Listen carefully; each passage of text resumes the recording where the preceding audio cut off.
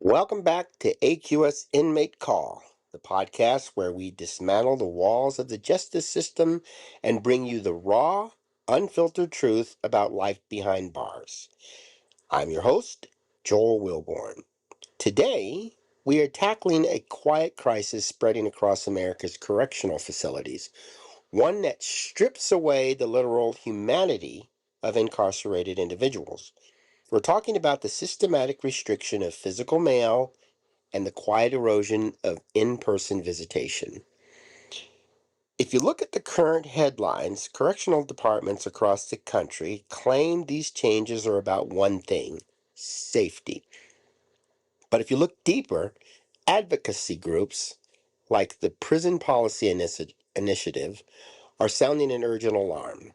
They're hosting a critical webinar on July 1st, 2026, featuring leaders from Return Strong Nevada and the Humanitarization Project, highlighting how these restrictive policies actually backfire.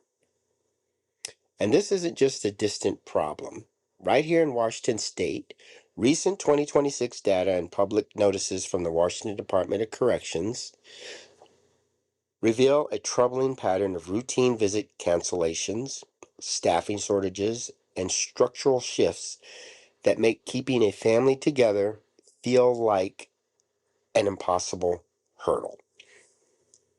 In this episode, we're going to deep dive into the pros and cons of physical mail and visitation versus their digital alternatives.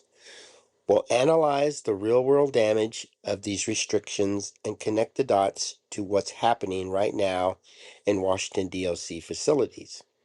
Let's get into it. Let's start with a staggering statistic highlighted by Sarah Strout from the Prison Policy Initiative. More than 30 states across the country have essentially banned incarcerated people from receiving a physical mail from their loved ones. Think about that for a second. No handwritten birthday cards, no crayon drawings from kids, no scent of home on a piece of paper. Instead, what do they get? Digital mail. Private telecom companies scan the original mail, destroy the physical copy, and let the incarcerated person view a low-resolution replica on a shared kiosk or a paid tablet. Now, corrections departments argue this stops contraband, especially synthetic drugs like K2 soaked into paper. But advocates point out the vast majority of drugs enter facilities through staff and vendor streams, not children's letters. And while mail is being digitalized, physical visitation is facing a different kind of slow death. It's a war of attrition.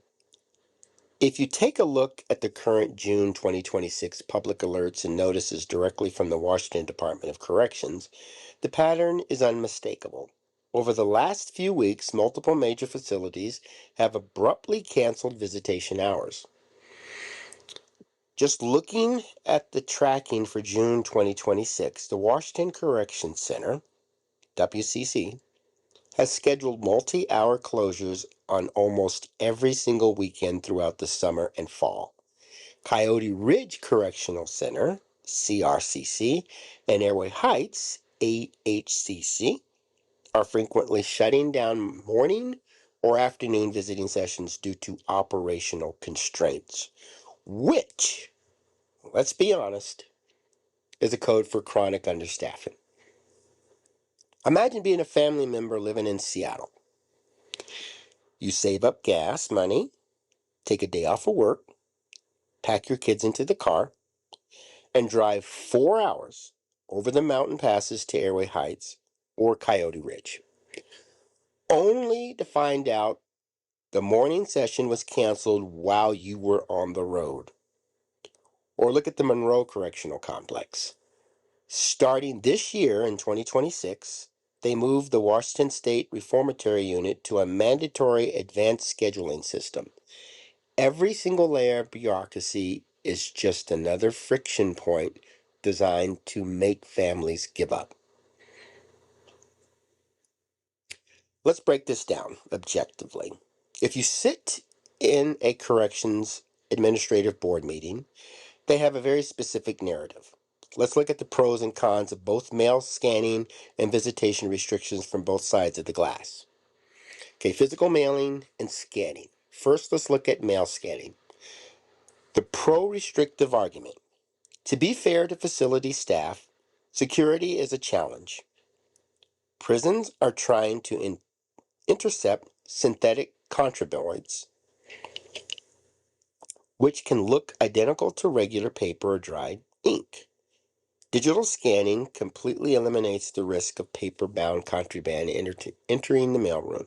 It also theoretically speeds up mail delivery because staff don't have to manually open and inspect every envelope. Okay, the human cost. But what do we lose? A digital scan completely sanitizes the human element. You lose the texture of the paper, the indents of the pen where your partner pressed down hard, the physical touch of an object that was once sitting on your kitchen table. Furthermore, the Washington DOC policy explicitly states that personal mail can be withheld or restricted under incredibly broad definitions. And local county facilities like Snoqualmie County Jail, right here in Washington, they completely destroy the original physical mail after scanning. Think about losing irreplaceable family photos because a machine scanned a grainy version into a tablet screen. And let's not overlook the dark side of free tablets. These telecom companies don't provide the hardware out of the goodness of their hearts. They charge per page for messages, electronic stamps, and attachments. It commodifies basic human contact. In-person visitation versus video calls. Now let's look at visitation. What's the argument for replacing in-person visits with video calls or restricting contact visits? The administrative argument. In-person visits require massive security overhead.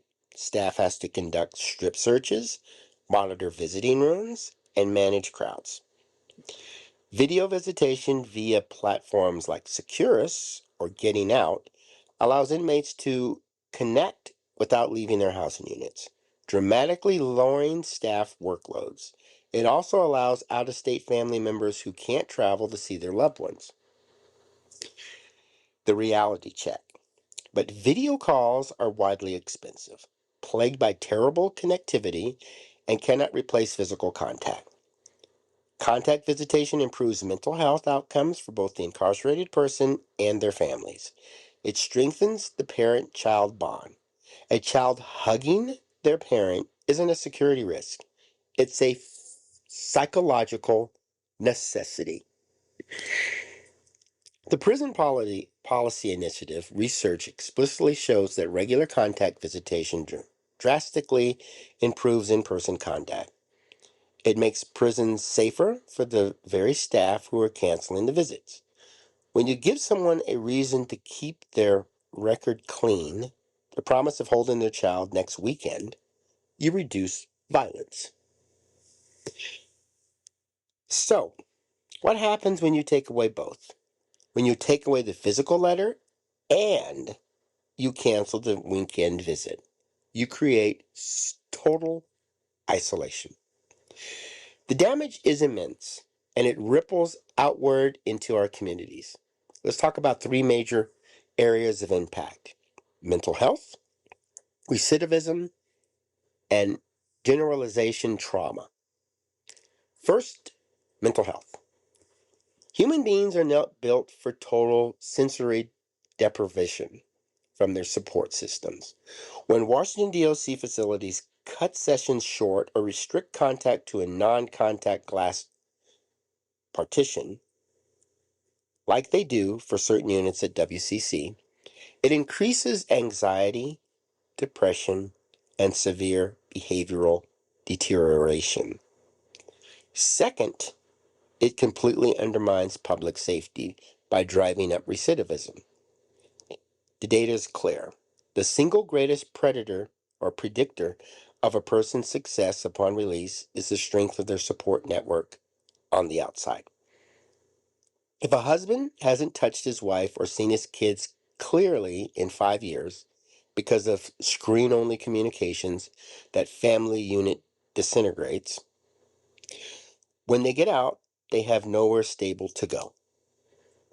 And third, the generalization toll on children. There are thousands of kids in Washington state with an incarcerated parent. When Washington DOC implements complex electronic applications, strict minor escort rules, and then arbitrarily closes facilities on weekends, it's the children who are punished. They internalize the prison environment as a place of rejection. As Sarah Strout noted in her PPI report, these moves, ostensibly in the name of security, not only devastate incarcerated people and their loved ones, but make us all less safe in the long run. But here is the silver lining. People aren't just sitting back and taking this. Families and advocates are fighting back with everything they've got. Organizations like Return Strong Nevada and the Humanization Project in Virginia are building blueprints for how to resist these policies. They are pushing for legislation that defines communication as a basic human right, not a irrevocable privilege. They are demanding that states properly fund prison staffing so that operational constraints are no longer an excuse to lock down visiting rooms on Father's Day or summer weekends. In Washington state, local family councils are utilizing Washington DOC policy 530.155 to organize, voice grievances collectively, and force facility superintendents to answer for these rolling weekend closures. If you are a family member listening to this, you are not powerless. Joining our local family council is step number one. If you want to learn more about how to protect these vital lifelines, I highly recommend registering for the Prison Policy Initiative webinar coming up on July 1st, 2026 at 1 p.m. Eastern. It will feature live American Sign Language and Spanish interpretation, making it accessible to as many advocates as possible. And I've dropped the links to the Prison Policy Initiative webinar briefing in the Washington DOC Public Notices Matrix in the show notes so you can track your family facility's status and see exactly what advocates are up against. Keep writing those letters. Keep making those long drives. Don't let them sever the connection. And I can't stress this enough. I'm a direct victim of this type of treatment, and that's one of the reasons why I want to emphasize that to you guys. One thing that I like to drop in each one of my episodes is that how we treat people in prison is a direct relationship on how they react on the outside world. We create trauma within those walls. That trauma passes out into the community. It could be passed on to the children. They could be traumatized by their parent coming home in this different state. It could be traumatized at work. These people get a job and then maybe they're just freaked out at certain instances. And it could be that if somebody denies them something or panders to them, this could trigger that past trauma, that PTSD we can call it. And this makes the prison system accountable because they're supposed to be correctional centers. They're supposed to help people get back out into the community and survive. And the one thing we have to count on as loved ones out here is being able to visit, being able to write, being able to do videos, and being able to just communicate with our incarcerated loved ones.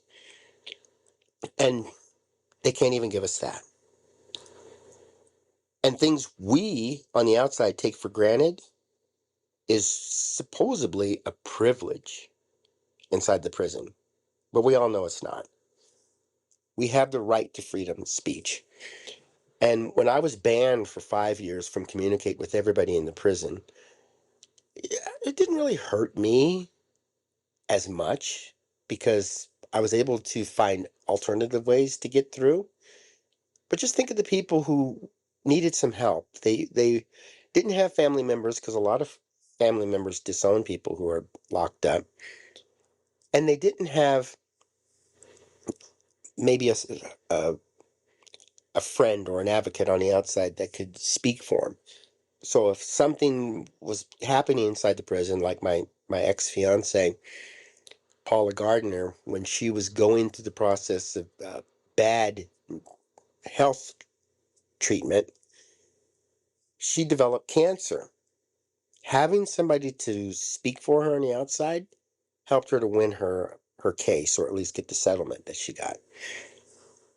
And now I have people pretty much on a monthly basis contact me about things that are going on. Bad resources that are in there, or resources that are missing, or equipment that's not functional, or like the recent case where the sprinkler system or the fire suppressant system came on and flooded the prison cells, and people got ill from that. And then there's people that had funds that were automatically removed from their funds, their prison funds, to pay maybe retribution or some court fees or something. I would advocate for them. I would contact the proper authorities and speak on their behalf. But to reach me, they would have to go through the e-messaging system like Securus, or visitation system, or U.S. mail. I mean, I would send a mail to my fiance, a letter, and it would be returned unopened, just simply with a not allowed written on it, and returned to sender. The postmaster general said that was illegal.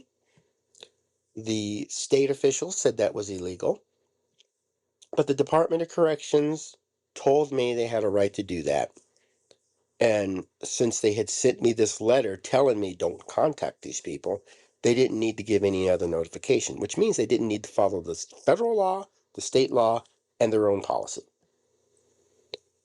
I'm telling you this because a lot of people don't know that. Those who have loved ones in prison, or the correctional centers, or the jails, they know this because they send a letter and their loved one gets a copy. And if we don't get many letters these days, but when you do get a letter from somebody you haven't spoken to in a while, or somebody you deeply care about, or a close friend,